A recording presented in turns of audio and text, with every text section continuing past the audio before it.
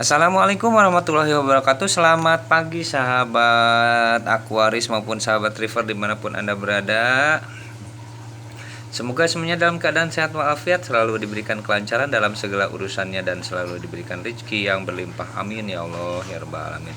Baik sahabat, kali ini saya akan review tentang air top up ya. Top up akuarium. Saya pernah di postingan yang sudah lama ya, saya janji akan review air apa yang saya gunakan. Jadi pada bulan pertama dan kedua ini sahabat, saya masih menggunakan air ini ya, air Amindis ya, dengan TDS 0 ya, dan pH adalah 8. Tetapi kali ini saya untuk mengefisiensi pembelanjaan ya, keuangan.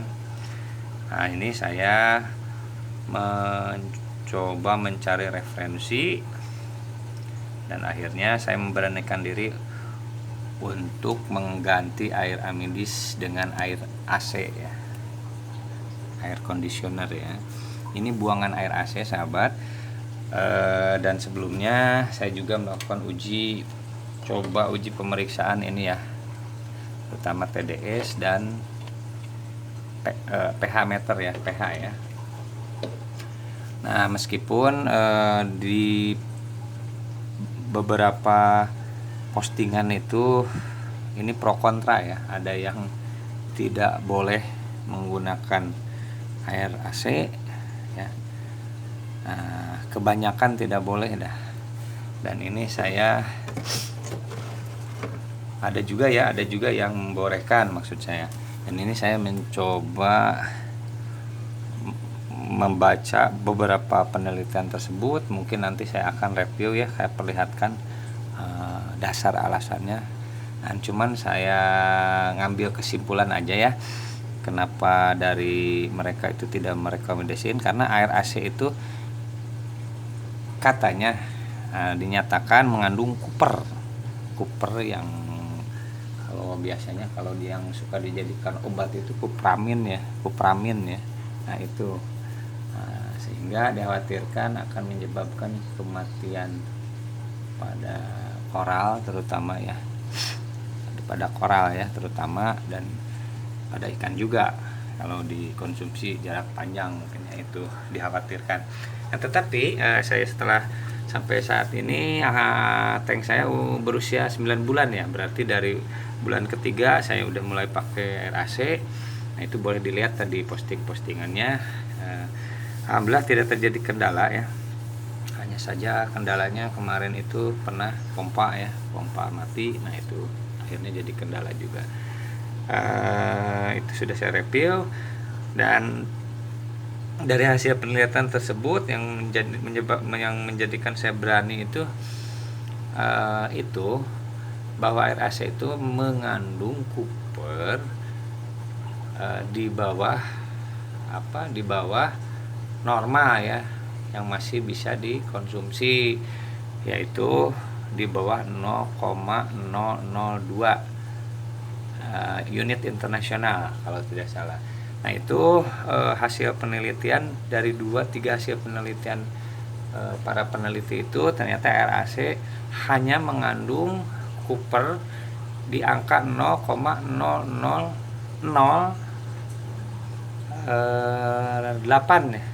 Nah, ini jadi masih angka nolnya itu masih sangat jauh ya sahabatnya. Otomatis dari situ saya menarik kesimpulan, ini berarti masih dalam ambang batas normal, sangat jauh ya. Karena kalau normal 0,00, ini hasilnya 0,000, ada 3 nol di belakang koma ya. Baik sahabat, saya akan buktikan dulu ya yang sederhana sebelum nanti saya akan review khusus ya, karena saya tidak pakai editor nih. Mungkin saya akan print aja langsung. Pertama, TDS. Berapa TDS ini?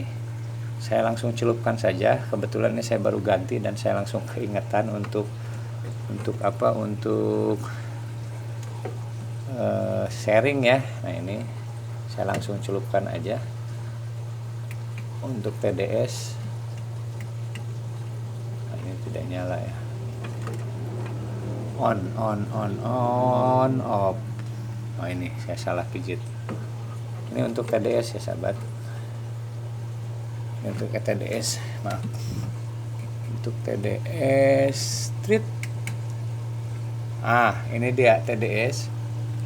Ini saya langsung aja, kalau kelihatan saya freeze ya.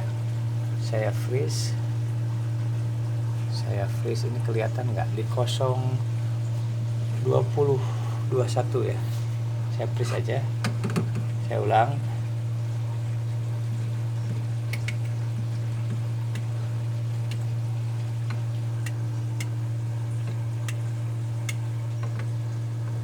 Ini nggak kelihatan nih sahabat. Ini di 021 ya sahabat.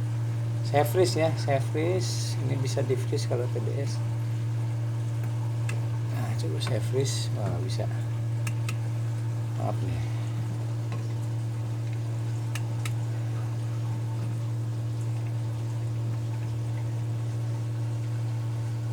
Ini di 021 sahabat.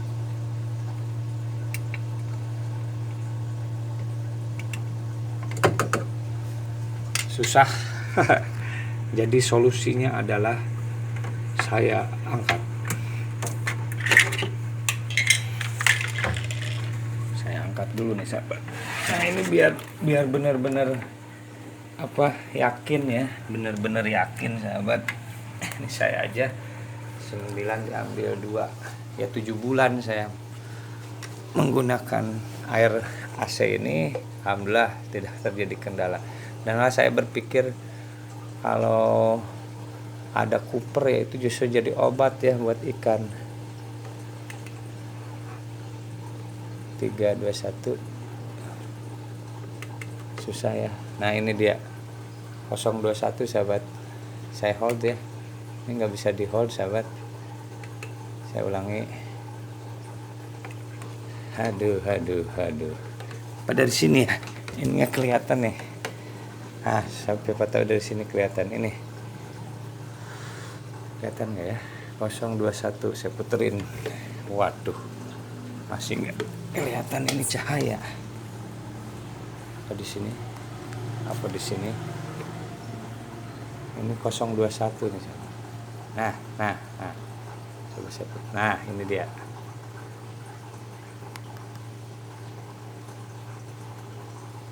Kosong 21. Nah ini dia 021 ya sahabat. 021 TDS-nya sangat rendah. Ini lebih rendah dari air RO isi ulang biasa ya. Lebih rendah daripada RO, di atas Amidis, di atas Cleo nih kalau masalah sedikit. Kalau Cleo di atas Amidis ya. Nah ini kalau saya pikir TDS terendah ketiga ya yang pernah saya temukan 021. Ini kadang-kadang saya pernah setiap saya mau memasukkan ke tank, saya juga periksa TDS sama pH-nya. Saya takut saja terjadi parameter yang kondisi yang tidak baik gitu ya, kondisi alat.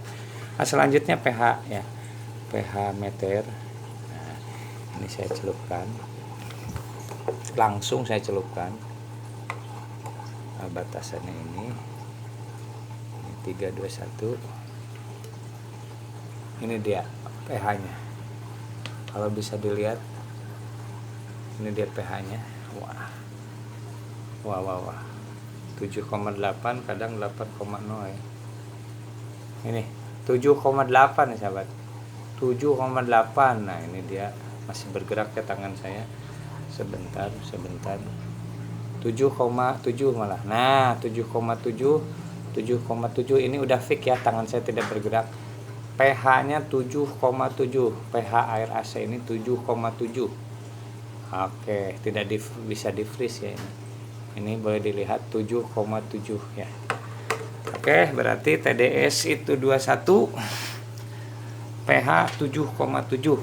Nah, itu dia sahabat. Nah, kemudian nih ada rahasia juga ya sahabat nih. Jadi kalau nanti sahabat, manualnya kalau itu dengan alat nih. Kalau sahabat mengukur atau untuk mencari tahu air itu baik untuk digunakan atau tidak, ini sahabat bisa dilihat dari selang ini sahabat, dari selang ini. Jadi selang ini kan terendam ya. Nah kalau kita usap, nah selang yang airnya itu biasanya TDS-nya ya, TDS-nya rendah ini kalau tidak salah, TDS-nya rendah. Ini selang ini tidak licin ya sahabat, tidak licin. Ini sama saja, sama kayak selang yang di atasnya, sama selang yang tidak terendam oleh air. Nah ini tidak licin sahabat. Nah benar-benar tidak licin. Ini kesat ya, sampai bawah pun ini kesat. Nah itu sahabat, tapi tatkala saya pernah menggunakan air RO ya, air RO waktu itu, ini licin ya, ini licin sekali, kayak berlumut gitu ya. Nah tetapi kalau untuk yang TDS-nya rendah, nah termasuk tadi tuh Amidis ya, Amidis, Cleo tuh sahabat, cuman Cleo TDS-nya masih di atas Amidis ya, tidak nol. Itu memang tidak licin ya, ini kesat ya, ini kesat sekali nih. Tidak ada yang namanya licin. Nah seperti itu sahabat, itu ciri yang saya temukan ya pada saat saya melakukan pergantian air ya, oleh air yang TDS-nya tinggi lah gitu ya. Ini bukan air RO saja, karena TDS-nya tinggi, pasti selang ini akan licin. Jadi pada saat sahabat menemukan selang di rumah itu licin, nah ini mungkin bukan tidak boleh dipakai ya air itu, mungkin